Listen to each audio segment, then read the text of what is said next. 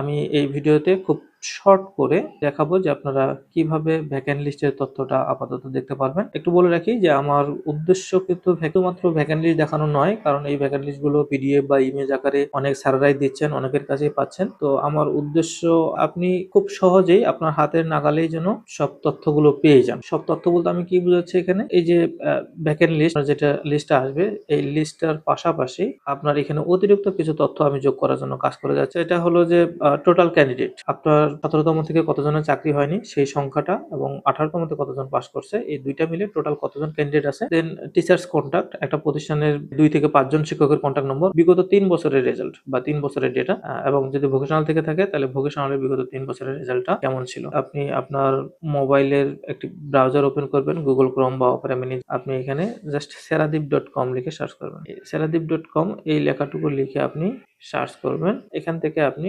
NTRC এটাতে click করবেন। যেই পেজটা ওপেন হবে, এই পেজে এসে আপনাকে এই 3টা ক্যাটাগরি ম্যান্ডেটরি সিলেক্ট করতে হবে, ডেসিগনেশন আর পোস্ট। ওই এখানে একটা পদ সিলেক্ট করলে সেই পদটার সাথে রিলেটেড যে পোস্টগুলো আছে সেই পোস্টগুলো শো করবে। দেন আপনাকে এখান থেকে ডিস্ট্রিক্ট সিলেক্ট করতে হবে।